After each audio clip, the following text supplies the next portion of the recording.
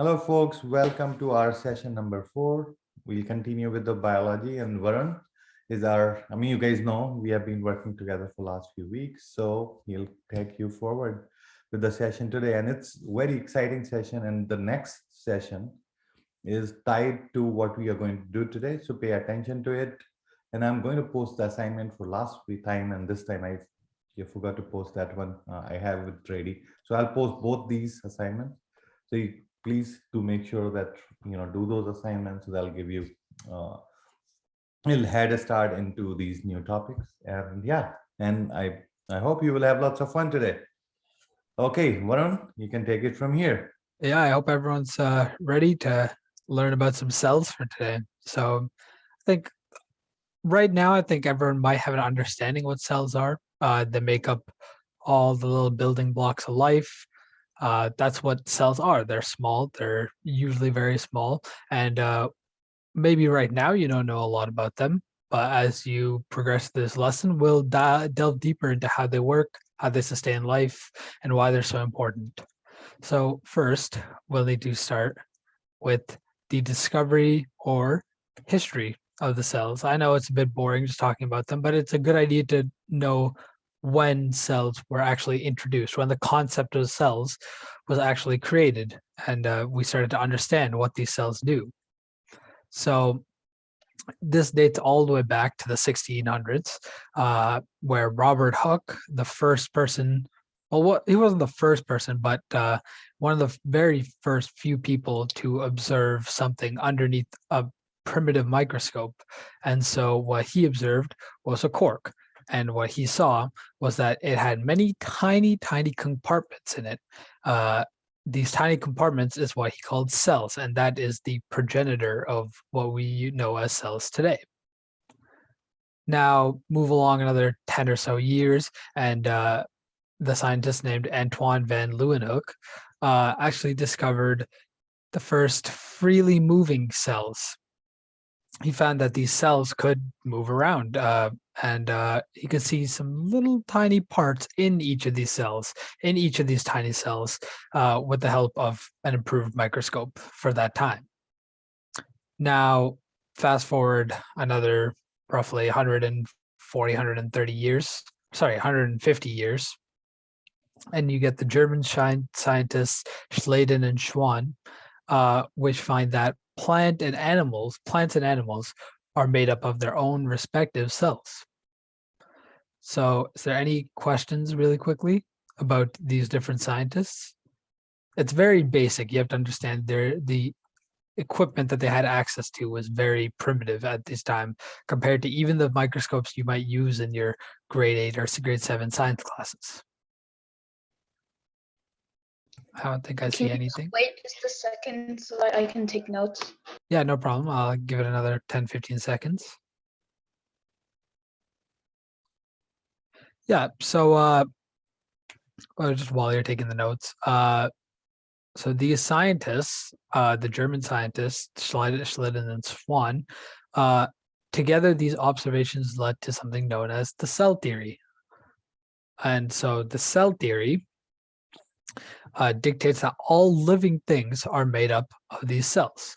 And so cells are the basic structural units of living organisms. They're kind of like the small bricks that we see in buildings. There's a different type of cell for every part of the building.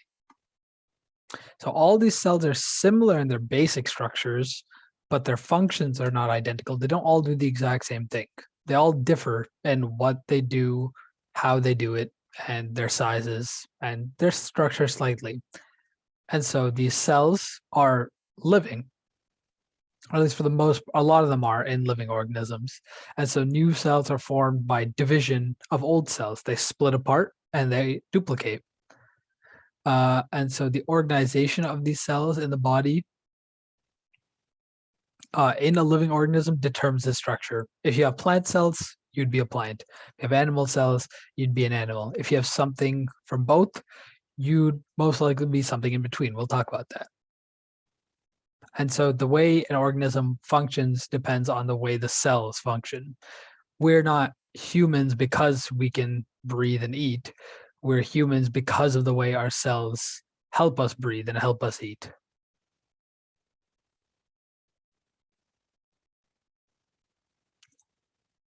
this takes us to the variation in cells' sizes, their shapes, and their numbers. Cells come in all of these different things. There's such vast variety. Even just looking at, for example, your body. If you think about the difference maybe in your brain versus your blood is tons of very much smaller cells, while your brain is, very small cells in your blood that are easy to duplicate. You always need a lot of blood. But for example, in your brain, you have neurons, brain cells, which are a lot bigger compared to these red blood cells, but they're also not easy to duplicate. If they get hurt or destroyed, you can't really replace them. That's why if you maybe hit your head in the wrong spot, you wouldn't be able to remember things that you should be able to. So that was just a quick example. But basically, we can see here the differences in their sizes, shapes, and numbers. So if we look to the top left, we can see variations in size. The smallest cells are microns. That is absolutely tiny. That's almost 0 point and then another 5 or 6 zeros of 1 meter, which is significantly smaller than anyone can see with their own naked eye. But on the other hand, you can see, if you look at the top of this table, the cells in the egg of an ostrich would have the largest cells in the world at centimeters. You can clearly see the individual cells in these eggs in the egg of an ostrich. And that's the very unique thing about cells, is that even in this variability in size, they're still considered cells.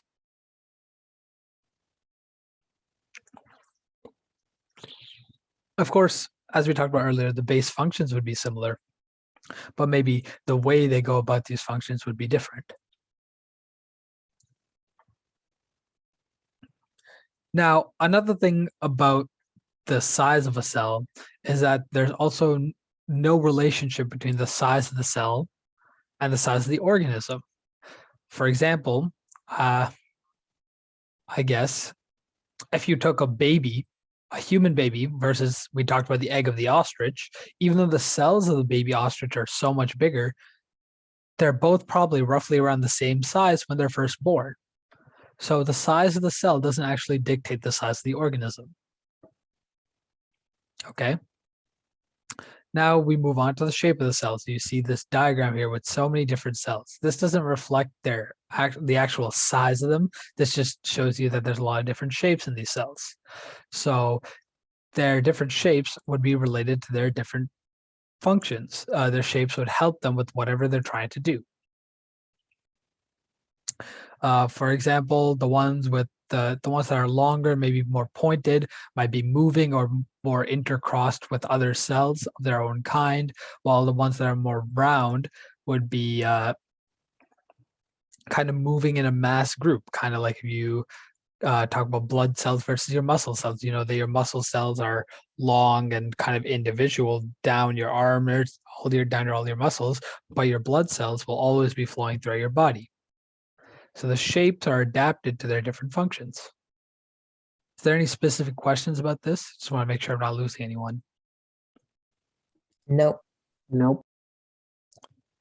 Okay, sounds good. So for example, we could have things like amoeba, which are tiny little bacterias. They're just kind of floating around. They have no actual shape, unlike other organisms. They keep changing. And so they're the little projections, its little arms are just sort of just moving around to help the actual cell move around. Now, the number of cells is also very important in different organisms. I believe we talked about this last time between the prokaryotes and eukaryotes, but basically prokaryotes and eukaryotes are just different types of organisms. We see that more basic and bacterial life is prokaryotic, while more complex and animalistic plant life is eukaryotic. And One basic way that you usually see a differentiation in the two is unicellular versus multicellular. Now, there can be unicellular eukaryotes and multicellular prokaryotes, but just basically, unicellular is what it means. One unicellular. There's only one cell that makes up the organism, while multicellular would be any amount of cells. So now, organisms like amoebas, parameciums, that's like mushrooms and kind of funguses, and chlamydomonases and euglenas, and many bacterias are made up of single cells. Yes, I see a hand. So let's say, okay, let's take an example as a human, okay? So what if all his cells die except one? Would he be able to live? No. What? No, not at all. Because why do you think so? So are your cells in your hand, on your skin, are they the same as the cells in your brain or in your heart? No, they're not. Yeah, exactly. So first of all, if you're left with one cell, that means everything is gone. You're just one cell now. You wouldn't be able to live anyways. Even if you just had one finger, you're still not alive technically. You're just a finger, Yeah. right? So even if you only had one cell left of each type, brain cell, heart cell, for example, those one cell can't do anything alone. It's all those cells together in that number that makes up the organism. Yeah, there's another hand, Kavangan. I was just going to add on that in the human body, there's many cells that are each responsible for different things, and they work together, and none of them can live without each other. So Right, that's why if you only had one, it wouldn't be able to work. Exactly. These organisms that are made up of our cells, they each carry out different functions in the human body. They all work together. So as you can see in this chart down here, this kind of answers your question, right?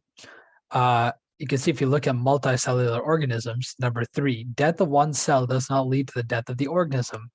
Your skin cells are always dying and duplicating and evolving again. If you ever see dry skin patches, like I don't think you can really see it, but if you ever see dry patches of skin, that's dead skin cells, and they're just quickly replaced. So these dead skin cells, though they're still there, aren't actually, that doesn't mean your skin is dying because it's being replaced just as fast. And so in multicellular organisms like humans, you can see these different organizations of cells. That's what we're talking about. You have brain cells, heart cells, liver cells, all these different types of cells that work together. Whereas in unicellular organs, you don't see this level of organization. You usually just see one big cell, usually bigger compared to one of our cells, that just has its own little organelles that function. Because each cell itself has things to sustain it. It's not just one blob. Kind of like you can see in the pictures up there. There's different parts to these cells as well. So let me just make sure I'm not missing anything here. Is there any other questions? I have a question. Yeah, go ahead. You said that the largest cell is the egg of an ostrich. So, but the egg of an ostrich can survive, well, sorry, would the egg of an ostrich be considered a unicellular organism or not? Is there only one cell in the entire egg? It says it's the one cell, so I guess That so. it has the largest cell, but that doesn't mean there's only one of that cell per egg. Think Oh, about how big the ostrich egg is. Like if you take if you take this bottle, it's probably half the size or bigger. Might even be the whole thing, right? okay. So one cell in the ostrich egg could be the biggest cell, but that doesn't mean there's only one of that cell. So this is what you have to differentiate between size and number. I see. Okay. Yeah. Because think about bacteria and such. There could just be one really big bacteria in that sort of group of bacteria, but it could still just be a group of really big bacteria, right? And so stemming back to the multicellular organisms, maybe at one point the egg was one cell, because that's how all multicellular organisms are derived from. They start as one cell and they start dividing and growing. And so this fertilized egg or zygote will quickly multiply. For example, human babies will start as one egg cell and one sperm cell. And when they combine, then you'd get your fertilized egg, which will then duplicate until 9 months later, you have a baby that's born.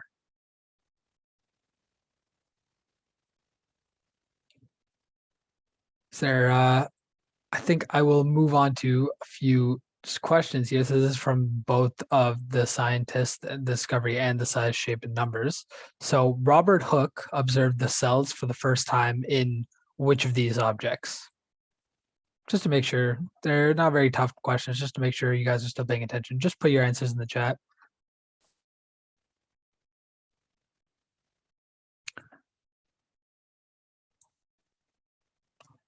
Yeah, everyone's got the right idea. It was a slice of cork. Simple, easy, just to make sure you remember and we're paying attention. So we move to the next one. A paramecium. I was talking about this. What is a paramecium? Is it unicellular, prokaryotic, multicellular, or none of these?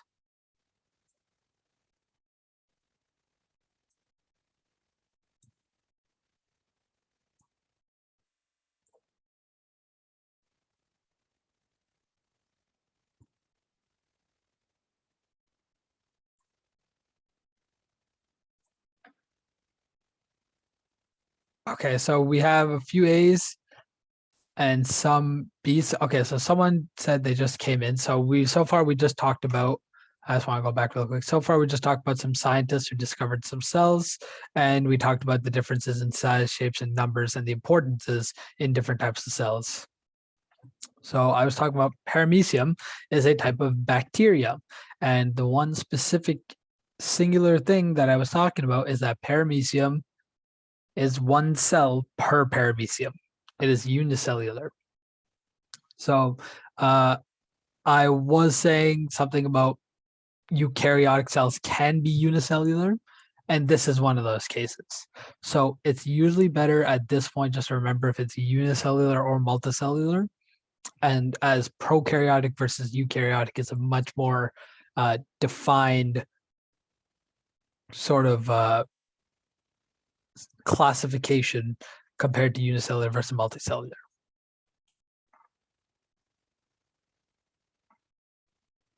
So the answer was A. And the longest cell in a human body, is it A, RBC, neuron, leukocyte, or muscle cell? So if we go back and look at this picture, you can see that a nerve cell and a muscle cell are very similar. A neuron and a muscle cell, you can see it right there.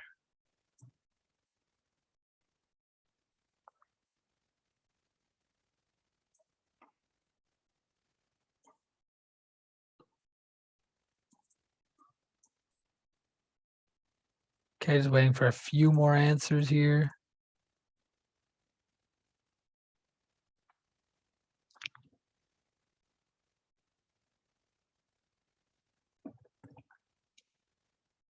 Make sure. Yep, you guys got it. It is indeed the nerve cell. That's the longest cell in the human body. And in fact, I believe that the human nerve cell, if I can get back there, the human nerve cell should be roughly 1 meter long,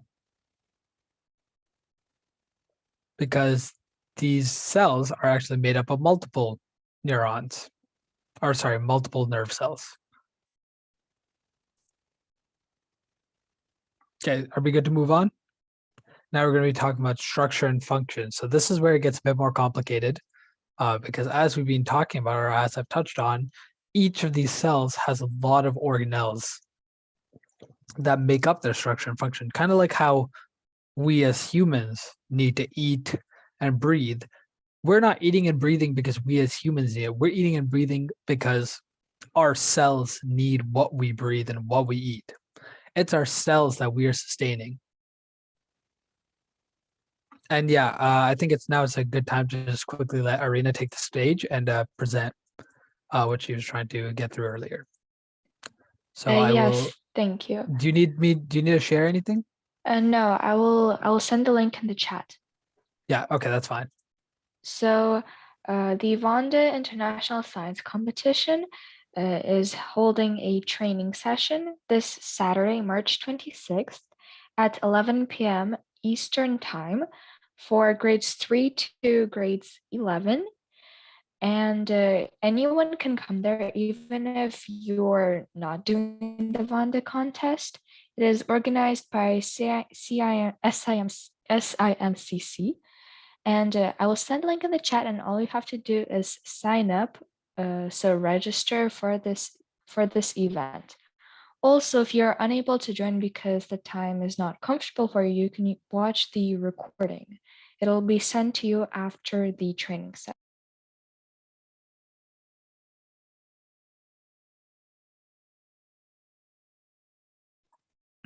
Do you guys hear that? So make sure you guys attend this training session. It seems to be very beneficial. I think you'll learn similar to what we'll learn here. I don't think we got the link. Yeah, I don't. I cannot paste it in the chat. I can only send it to Varun or Yeah, send it to me Yogesh. and I'll put it. Send it to me and I'll send it to everyone. Okay. There it is. Yeah. Okay. Select copy this. There. Can everyone see this? Yeah. So bookmark it for. I believe it was. Is it next Saturday? The coming Saturday? This Saturday, March 26th at 11 p.m. So next weekend. So if you guys are free, make sure you guys attend that. I'm sure it'll be great. Okay. I'm guessing everyone's caught up for now with that. So we'll move on to the structure and function of cells. So like I was saying, our cells need to eat and breathe. They use their own mechanisms to get rid of waste, to bring in these different nutrients that they need to survive. And we're just the vessels that help them do that.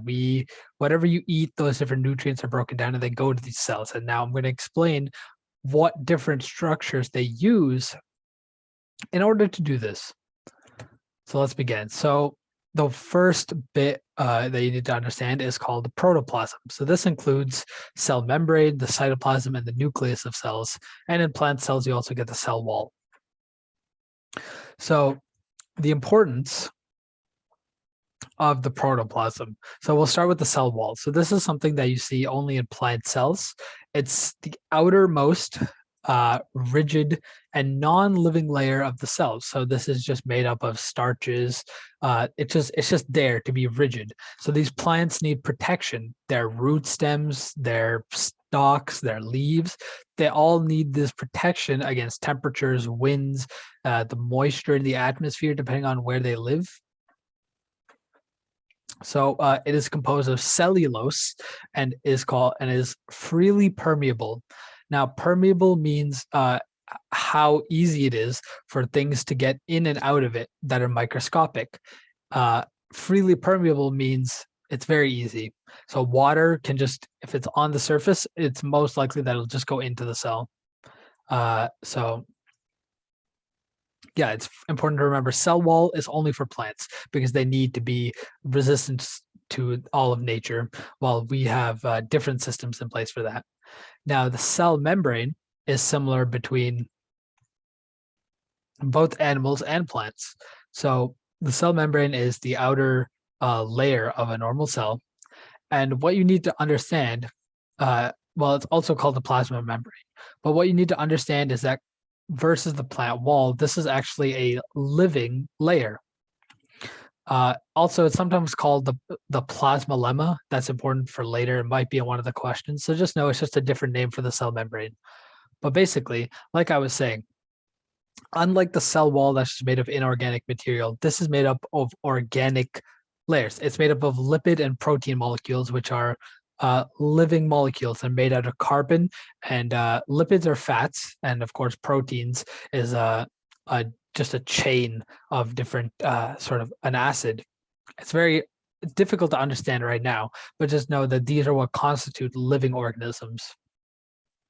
And so this cell membrane is made up of a kind of a double thick layer of lipid molecules facing into each other, and there's proteins built into it.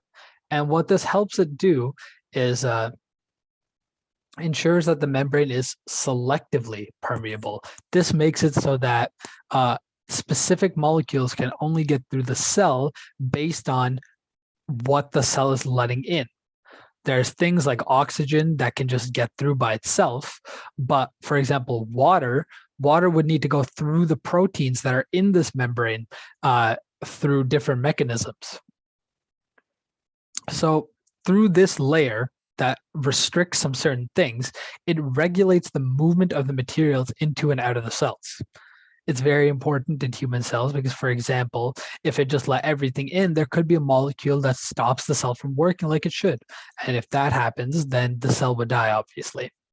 And so this plasma membrane, through this double layered layer, it maintains the cell shape and also protects the cells. Now you have the inside of the cell. So this is kind of the cytoplasm. It's the jelly in which all the organelles and all the organisms live within the cell.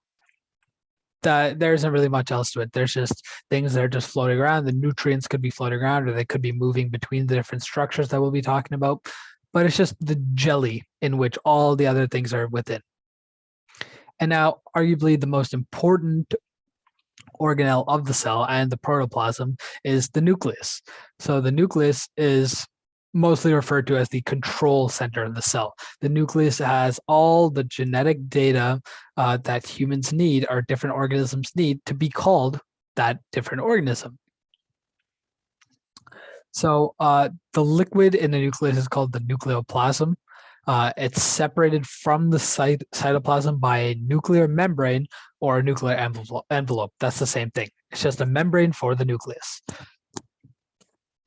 So this membrane will allow for movement of materials because the nucleus also needs its own materials to live.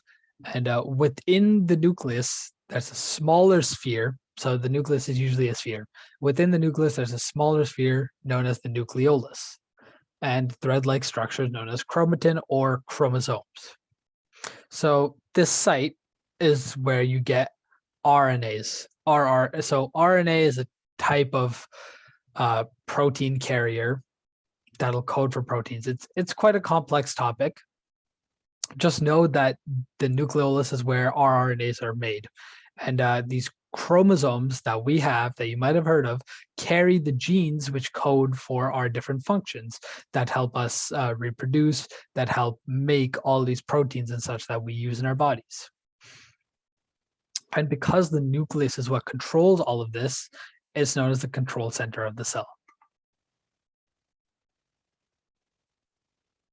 So just all of this together, the cell membrane, the cytoplasm, and the nucleus, is what we call the protoplasm. Now, moving on to the cell organelles. So this is the more specifics of the cell that make us work how we do. Think of it as kind of the different parts of our body, the lungs, the stomach, the heart. They're what help us move. So the heart, lung, stomach, what do we call those in our body? Organs, right? That's why in cells, we call them organelles. They're just smaller organs. Okay, does anyone have any questions? Maybe anything that they need cleared up for this part?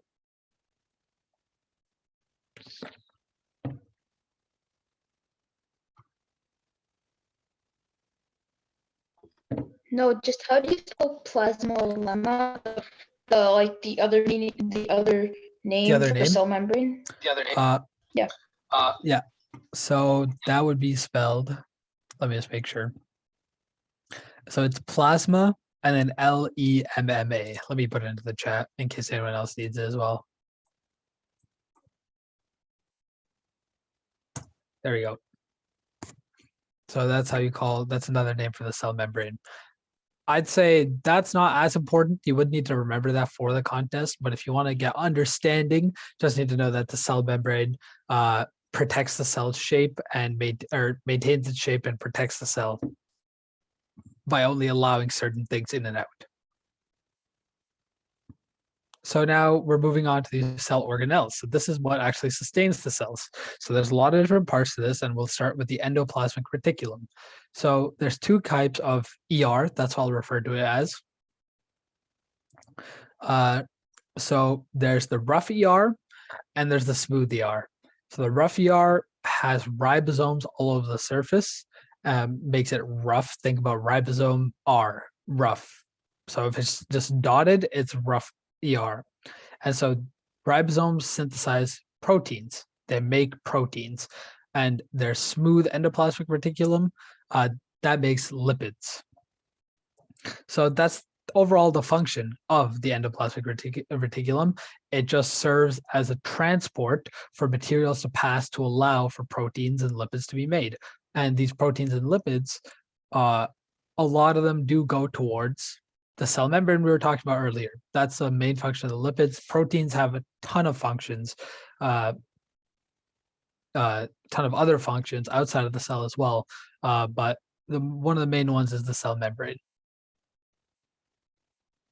So next you'd have the Golgi apparatus. And the easiest way to describe this is the Amazon warehouse of the cell. I know it might be a little bit corny to think of it like that, but the main purpose of the Golgi apparatus would be to package different materials that the cell needs, that it's made, and then to ship them off to other cells or wherever they need to go in the body across the plasma membrane. So colloquially, I call it the Amazon warehouse, but it's more well known as the secretory organelles of the cell. So that means it secretes things. It kind of just delivers them out. Yeah, question from Shinra? Can you just go back one slide quick? Sure.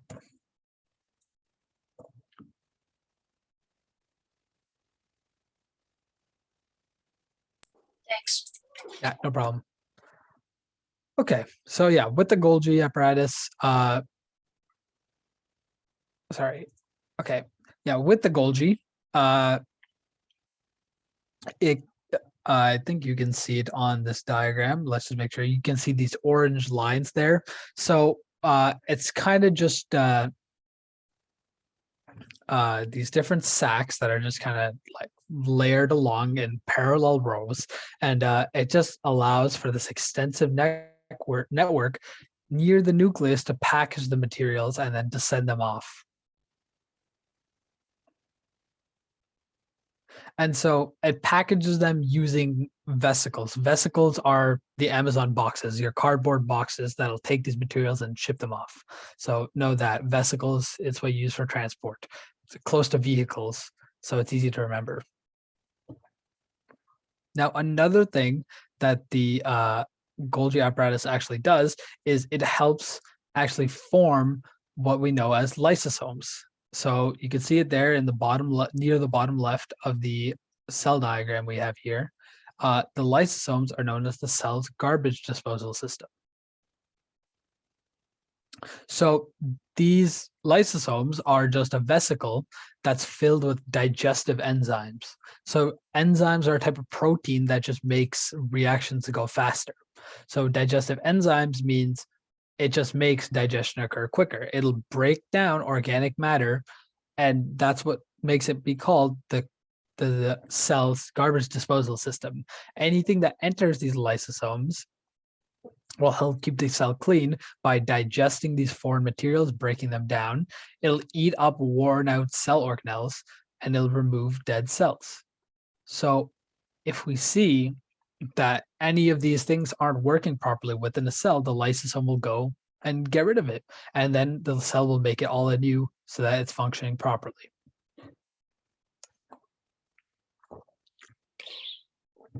Now, another interesting thing about these lysosomes, okay. Yeah, another interesting things about these lysosomes is that in the case of the cell going kind of AWOL, going crazy, maybe it's not doing the right thing and it's hurting the body, the lysosomes can actually just eat up the entire cell, get rid of it. It's called lysing, and it means to digest just the entire cell at once. It gets rid of the cell so that it can't cause any more problems into the body or to the rest of the system. Right? It's like, for example, let's say a virus is attacking a cell. The virus will use that cell to reproduce. But if you just get rid of the cell, the virus can't reproduce. That's one way the lysosomes help the body. Now, moving Wow. on, oh, sorry, did someone have a question, or did they just unmute by accident? I had said wow. Okay. Yeah, it is very interesting stuff. This is the stuff I study nowadays. Just a lot more in depth. So just know, yeah, they can consume cells. But for the most part, in normal functioning cells, they'll just consume smaller things so that can be replaced, or they'll get rid of smaller things that aren't supposed to be in the cell. Yeah, it's just the vacuum cleaner of the cell, I guess. So moving on, we have the ribosomes. So I talked about these earlier, 2 points actually, the ER and in the nucleus or the nucleolus. So the ribosomes are the protein factories of cells. So what makes up these ribosomes itself is RNA, which is ribonucleic acid, specific to this ribosome. It's called rRNA, and a protein. Proteins actually make up this thing. And what these ribosomes do is they make other proteins from a different type of RNA that codes for these proteins. It's a very complex cycle, but what you need to know is that these ribosomes will make new proteins that the cell will use.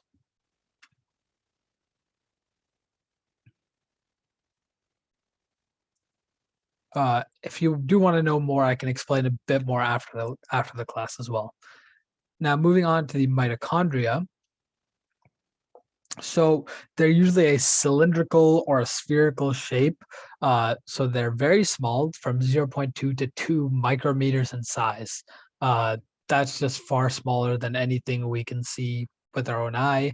And if you think about the fact that these cells are like 15 to 20 micrometers, this is 10 times smaller, even though it's such a crucial part.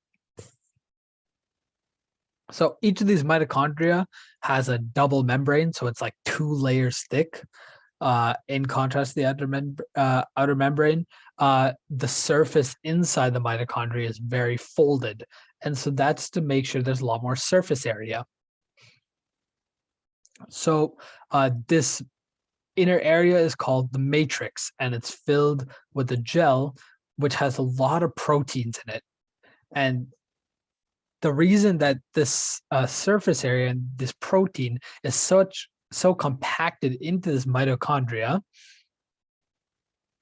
is because the mitochondria, as I'm sure most is called the powerhouse of the cell.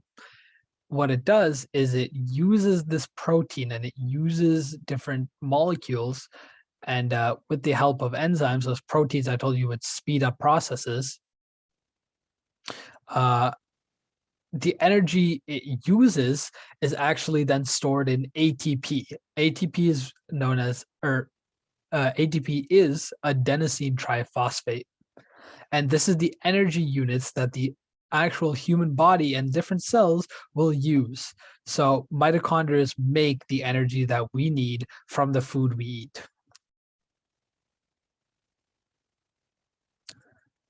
Is there any questions about that? I know it can be a bit confusing at times.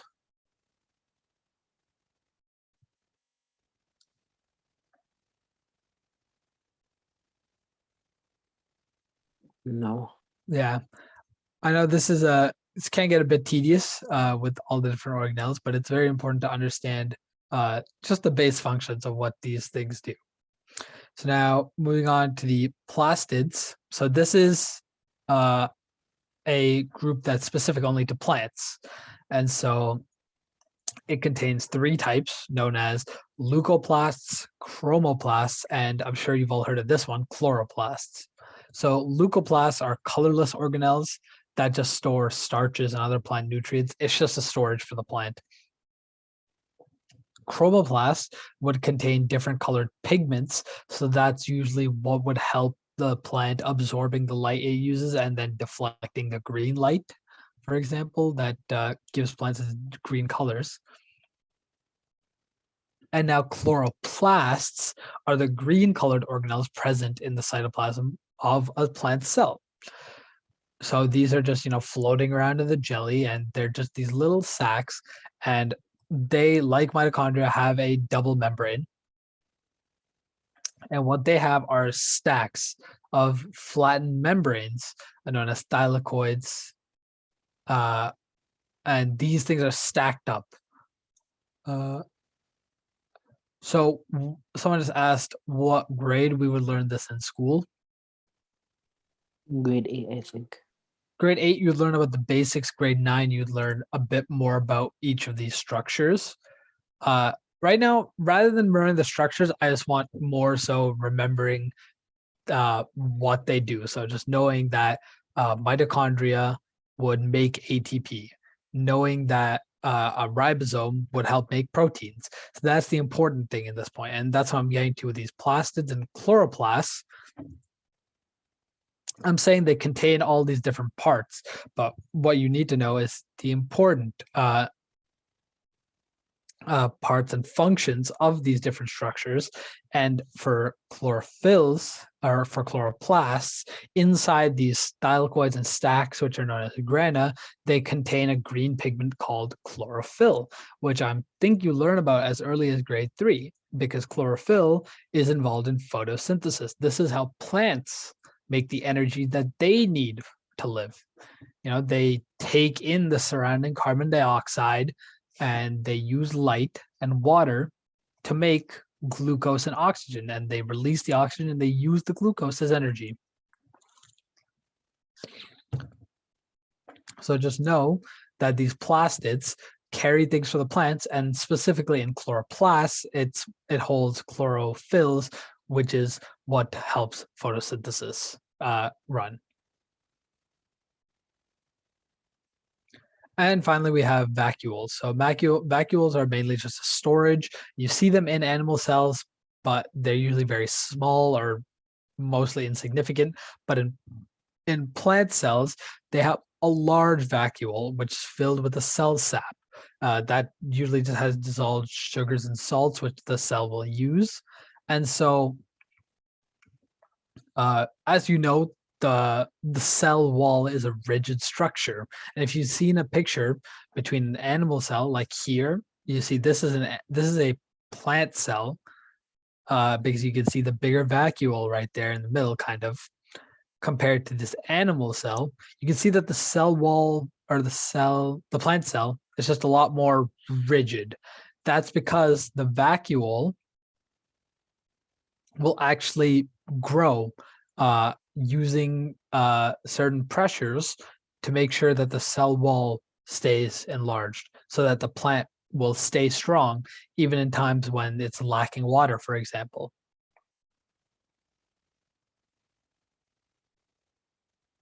So I believe there's just a quick comparison between animal and plant cells. So we know plant cells are usually larger in size. They have a cell wall, and they have plastids.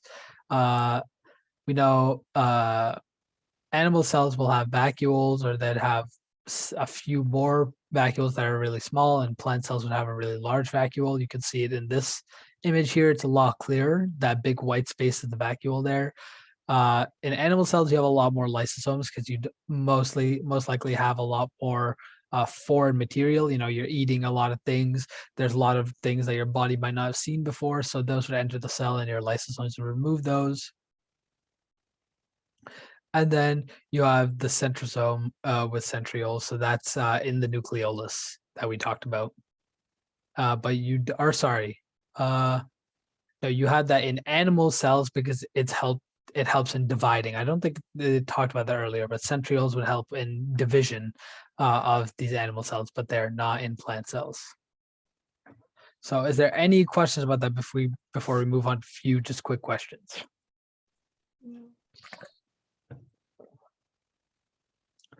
There's just a lot of information, so I do hope you guys go back into the recordings. And it's kind of hard to avoid in biology, but you know, I know you guys are some clever people figuring out these different things. You just got to make sure you link it to things you already know. Link it to, oh, maybe you know, I eat this cookie and this cookie gives me sugar, and the sugar is what's used in the mitochondria to make ATP for energy. Things like that. If you can link these things through the cycle, then it becomes very helpful to remember it. Okay, so I'm going to say there's no questions. So let's just move on to a few understanding questions. So the protein factories of the cells are A, lysosomes, B, ribosomes, C, leucoplasts, or D, chloroplasts.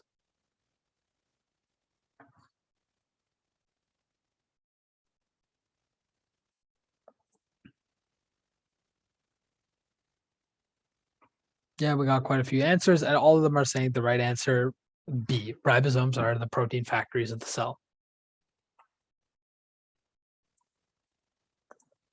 Now, with this question, if chloroplasts of plant cells are completely lost over time in the process of evolution, then which of the following processes will be directly affected? So we know chloroplasts are in plant cells. They're in they have the chlorophylls, and the chlorophylls are associated with a specific process.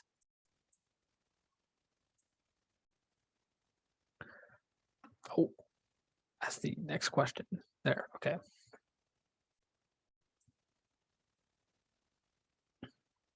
So yeah, we have a lot of the correct answer here. So the correct answer would be B.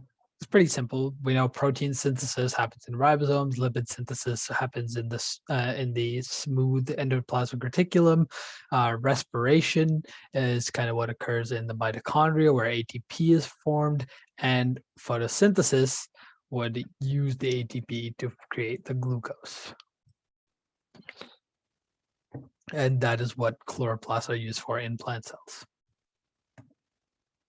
Now the next question, I kind of just said this, but ATP synthesis takes place in A, the ribosome, B, the mitochondria, C, the endoplasmic reticulum, and D, the Golgi bodies.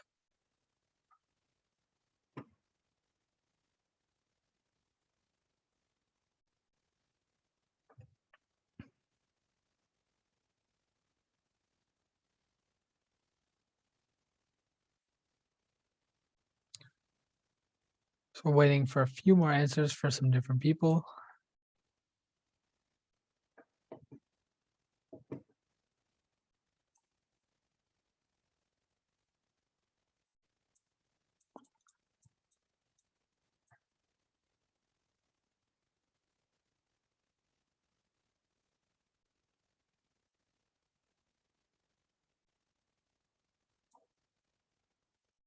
So we do have a few more different answers for this time, but the answer is yes, B, the mitochondria. It is the powerhouse of the cell, and if ATP is the unit of energy in the human body, then mitochondria is what's producing the ATP. Synthesis just means creating or forming. So ribosomes would synthesize or form proteins. The ER might have ribosomes on it, or it could just be producing lipids without the ribosomes. And the Golgi body is what would transport these things. The mitochondria is what would make the ATP. So now this is just a bit of a smaller topic here for right now. We talk about the growth and division of different cells. So were there any questions left with the functions? I know it was quite a lot. I can go over anything again if you need me to. If not, I will just go through growth and division. So I'm not seeing anything. Okay. So growth and division, to keep it basic, is just how cells would grow older, what their functions are during what times, and when they divide. So division obviously wouldn't be this simple. I can go more in depth if everyone would like me to, but first I'll just go over the basics. Sorry, let me just make sure I'm giving you the right information here. Okay, so when cells are formed, obviously we know they'd be a lot smaller. Like I was talking about, cells themselves have life cycles. They live, they die, they reproduce. But one important thing is that they'd start out smaller because they have less nutrients. As they gain more nutrients, as they get more energy, they'd grow. They'd grow. However, like people, we can't just keep growing. Eventually, we stop growing. The growth is limited. In cells, though, after they reach a certain size, a critical size is what we call it, the cell would divide to form two new cells that are based off the exact other cell. So this system of reproduction, it's not actually reproduction, it's division in cells, would be called mitosis. This is when one cell splits into two cells where it is two of the exact same copies. And these two copies are known as daughter cells. So you have one parent cell, which becomes two daughter cells. Now I have a quick question for you. So we were talking about earlier how multicellular organs start off as one cell, right? So how do these two things relate?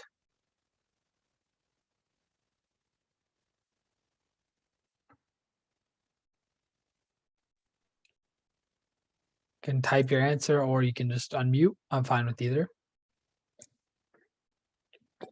Can you repeat the question, please? So earlier we were talking about how any multicellular organism needs to start off as one cell. Obviously, at that point, they're technically unicellular, but you know they're going to divide and split. So why does this thing go under division, and why does it grow? Why did these cells divide? Maybe it's because they need many cells in order to actually make it all function, make them an organism function properly. Okay, yeah. Is there anyone else who wants to maybe speak? I see a few answers in the chat. Let me see.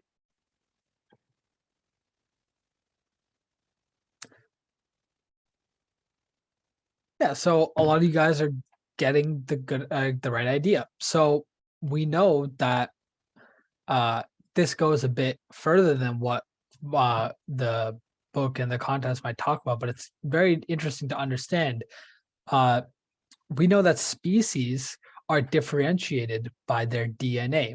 Our DNA, though it isn't the exact same between each human, is similar to an extent between each human. We all have a certain number of chromosomes that'll code for a certain amount of things, and though they might have varieties, it would be completely different from that of the DNA of, say, a fish or a bird.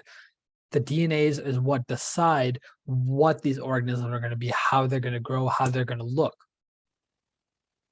Now, each individual cell in our body has this DNA in it. And so when they divide, they duplicate this DNA and they're split. As you can see in the picture on the slide, the nucleus divides into two. And the nucleus is where the DNA is stored, in the chromosome. And so when these cells split, we get more DNA. And in humans specifically, this DNA is telling us that, hey, we need to have a circulatory system. Hey, we need a brain, we need skin, we need bones. And so one or two cells can't do that. They just can't do all these functions together. So over time, as humans evolved, this DNA evolved as well to say, hey, we need all these different parts. That's why we're going to start dividing now, and we're going to start to grow. And we're going to start to make these different parts. So new cells are always needed for growth. I was talking about earlier how skin's always dying and reproducing. It's the same thing. If one skin cell dies, another one will be ready to divide, and that'll replace the cell that just died. And this goes back to how I was talking about how nerve cells in the brain can't be replaced once they die. And so that's why the body can heal all these injuries. Like if you scratch your arm, you know, there might be a scar or something, but it'll come back to how it was before, except for the nervous system. The nervous system, if you damage it, it's very hard to recover it, or impossible maybe. So is there any other questions about this?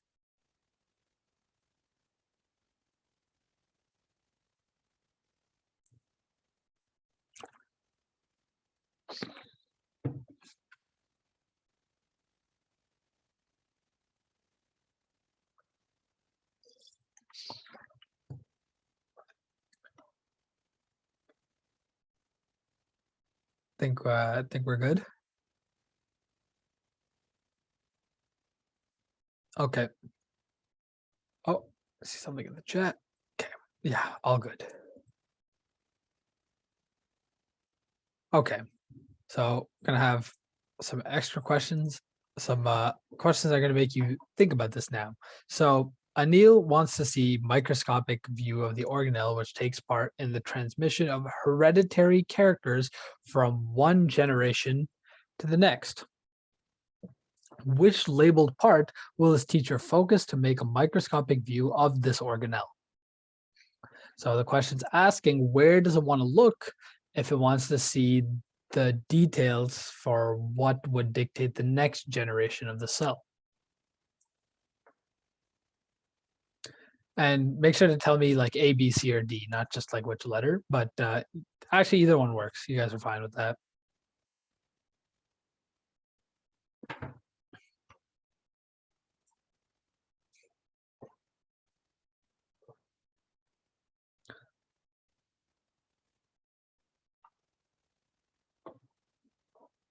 Yes, a lot of people have said the correct answer. Some people might be a bit confused, but you have to consider the language that the question is using.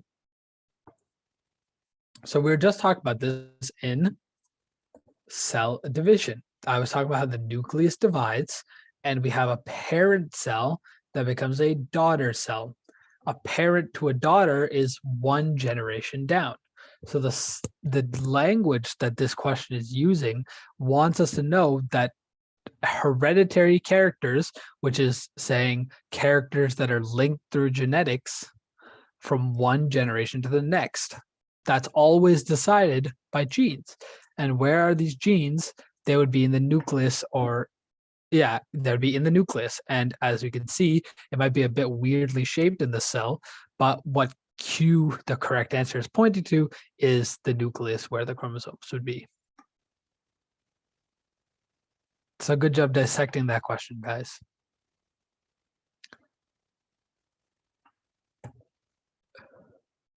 So now we have this question here. So P, Q, R, and S in the given Venn diagram are given, and select the incorrect option regarding them.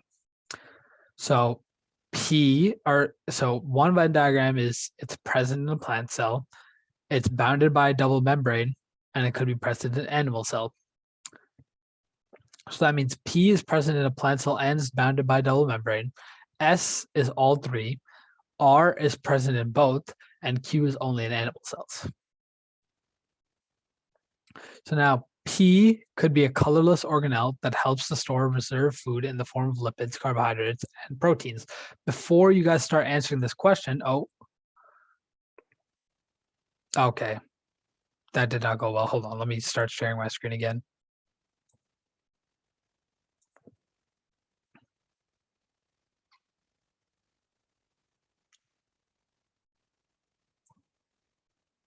Okay, everyone can see this again, right? Okay. I want you guys to tell me what you guys think P is and if it's right or wrong. So, or I don't No, we don't even need to get that far. I just want to know what each organelle could be for each of these different things. What is P maybe? What is Q? What is R? What is S? Because understanding what these things are is key to understanding what the question is asking.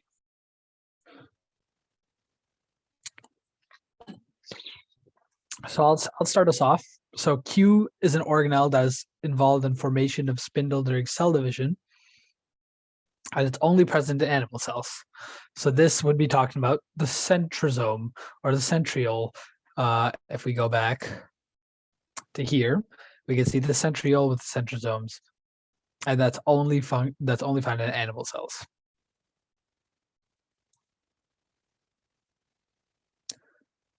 Okay, I see some people putting the answer into the chat. I want to see what you guys think the logic is behind these questions. So you guys can just type it into the chat, type in also why you think, because that's also important. You have to understand the differences. That's the importance of biology, understanding why certain things do certain things.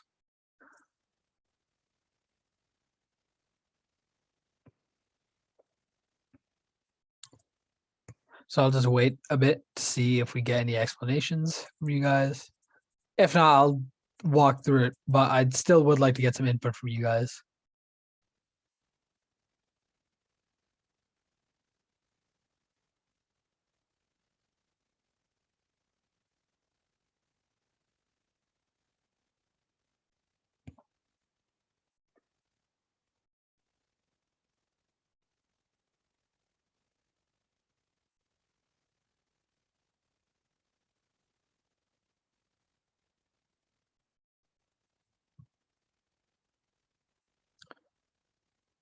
Okay, I'm coming back to a few examples here. Okay, so we're saying P is probably the vacuoles or the chloroplasts or the leucoplasts. So what options for, well, we'll just go over P for right now. So P could be a colorless organelle that helps to store reserve food in the form of lipids, carbohydrates, and proteins. So we know that the plastids is what would usually be found within a plant cell as bounded by a double membrane, the plastids. And we know from the three plastids, we have the chloroplasts, which has the chlorophylls. We have the chromoplast, which has pigments that the plant uses, and we also have leucoplasts, which is a colorless organelle that stores reserve foods in the forms of nutrients. And in this, using that deduction, we know that P would be a leucoplast, and we know that leucoplast is a plastid that's bounded by the double membranes. So P and A is correct. Q, we just I went over it myself. Q could be an organelle that is involved in formation of spindle during cell division. That's only in the animal cells, and it's the centrioles. That one was straightforward if you remember that. So that is an important thing. You just need to remember these things. So now we have someone in the chat saying, I would say D, as the nucleus is present in plant and animal cells bounded by a double membrane and does ATP. S could be an organelle that produces energy courtesy of the cell through cell respiration.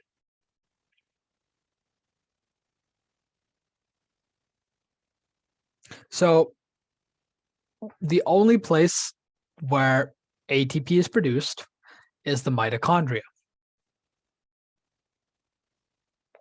Yeah, so D is in fact, S is the mitochondria, and it is in fact found in animal cells and in plant cells and is bounded by a double membrane. So D is correct. So that only leaves us with C, R. So it's R is saying, so R could be an organelle that contains genetic material organized as DNA along with proteins to form chromosomes. So what could R be referring to?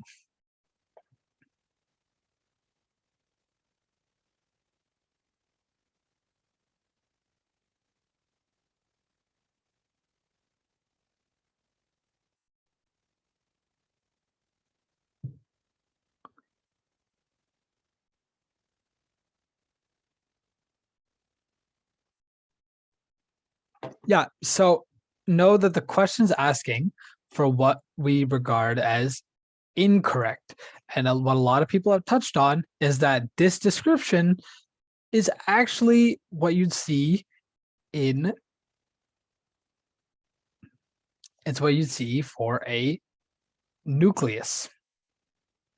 Okay, so R could be an organelle that contains genetic material organized as DNA along with proteins to form chromosomes. Chromosomes, that is the key to showing you that R is referring to the nucleus.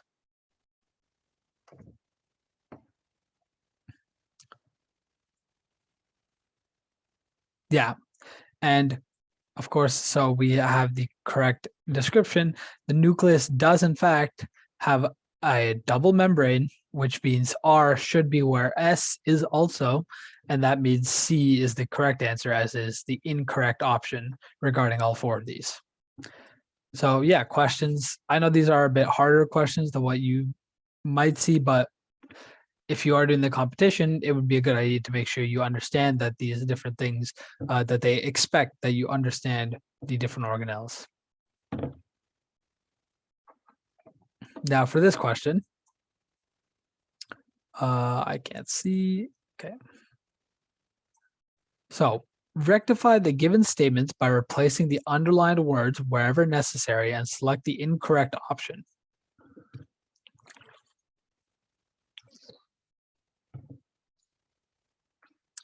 So we have to replace the underlined words wherever necessary. So we'll go over each individual thing first.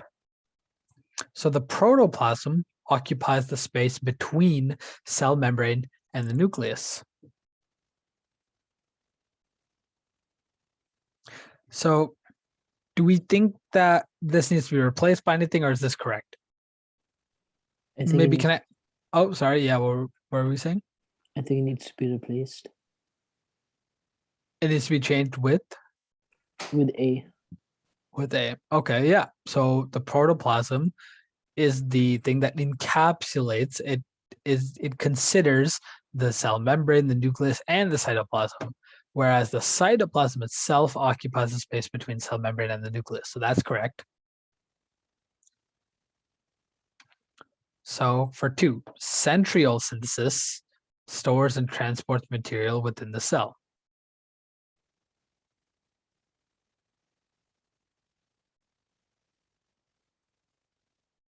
What exactly does the centriole do?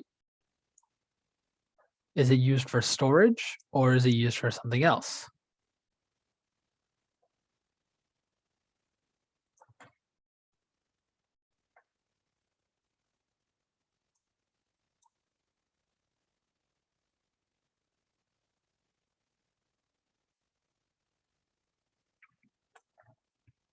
Yeah, it's used to direct cell division.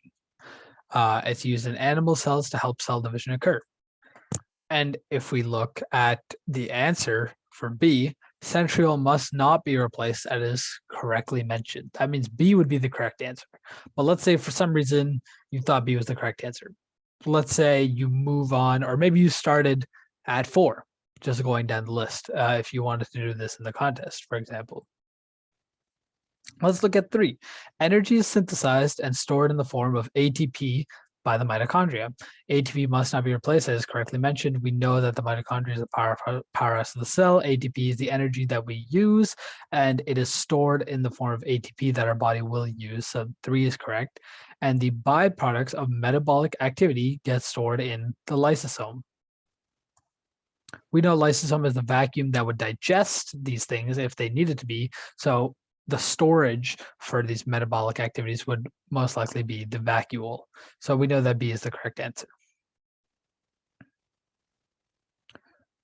And one last question for today. So given below is a list of organelles present in a cell. Identify the option that correctly matches the description of a cell to its missing cell organelle. So in this scenario, let's imagine cells which are missing something which would cause it to be unable to do one other thing.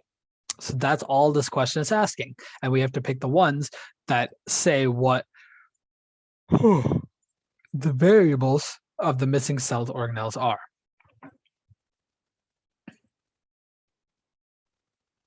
So we'll just go through them quickly because I think a lot of people might be a bit lost with this one.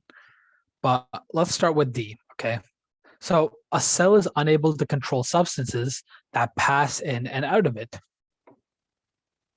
So if we look at the options for 1, 7, 6, and 8, cell wall, peroxisome, cell membrane, nucleus. Nucleus is inside the cell. Then we have the cell membrane. The peroxisome is also within the cell, and we have the cell wall. So it's 1 of 7 or 8, right? Or it's 1 of 1 or 7. The cell wall is fully permeable, but we know that the cell membrane is semi-permeable. It's selectively permeable. If you're unable, the only one that's able to control things would be the membrane. So O would be 7. Of course, from there, we know that the answer is B, but I just want to quickly go through the rest of the options. So if it's unable to remove toxic substances from itself. So this is referring to 6. N would be 6. So a peroxisome is something that removes toxic subjects. It's basically the equivalent to a lysosome, but it's like, the people running around in their like hazmat suits. It's them. It's poison control. M, cell has no control over its own activities, would be the nucleus. Of course, nucleus is the control center. It's the control tower that controls everything in the cell. And for the first one, a cell is unable to synthesize proteins. That would be 3 ribosomes, because ribosome is a protein factory.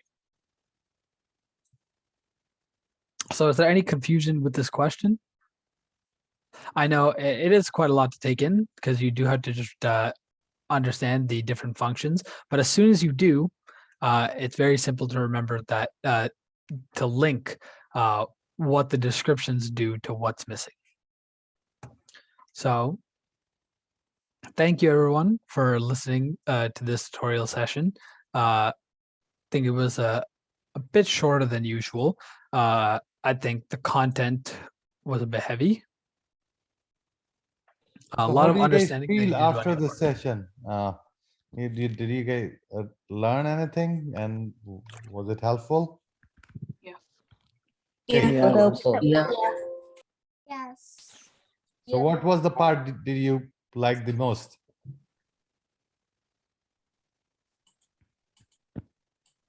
I like the questions. I like the questions. Oh, you like the Same question here. answer part. That's I very like nice. the description of the anatomy. Aha. Okay, very nice. Anybody else? Should we stop this recording? Oh yeah, I mean, that's fine. I'll record it now. I'm here. Okay. Want to capture. If you guys have any other feedback, feel free. So are you practicing the questions now? Yes. Excellent. So guys, we still have over a month to go. So keep practicing. I think learning science is more important. The competitions are a way to get organized ourselves, right? Competitions not necessarily are the ultimate means, but the ultimate goal is that you wanted to learn and apply science. So keep learning it. And some of the topic, as saying before, we're trying to cover the topic which are normally not talked about much, and those are equally important, like in chemistry and biology. That you want, probably these are from grade 7 and 8 curriculum, so we didn't pull it from anywhere else, right? But at the same time, you would notice that there's completely new to most of you. How many of you thought like these are completely new topics to you? You didn't learn that at all. Okay, I can hear a lot of raised hands. So that's the reason, because this is kind of the part of the curriculum for these contests for middle school, but it's not taught. So we want to make sure that you, at least when you're going and you're trying, you give your best attempt, right? And some of these topics are important. And Vivan, I mean, if you have any specific topic about physics in mind, you can definitely send it to me. You were asking me about that, and we'll see if we can squeeze in extra session for that. Okay. And Arena, did you guys talk about the session we have with SIMCC for? I'll talk to that. Yes, we Yes, did. perfect. Okay, so I will email the details to you guys, to all of you. Thanks, Arena, for bringing that to everybody's attention. And I know it's late, but if you can join, try to join. And once I get the recording, I'll post it anyway, so you guys can take advantage of the training. Okay, with that, folks, have a wonderful weekend. It's really nice outside. Go outside if you're in in GTA area, and just get some sun in your skin so that you don't need to take the vitamin D pills anymore. I know a lot of you need it these days. So enjoy, and thank you, Varun, for another great session. Bye for now. Bye. Bye. Bye. Thank you. Bye. Have a great day.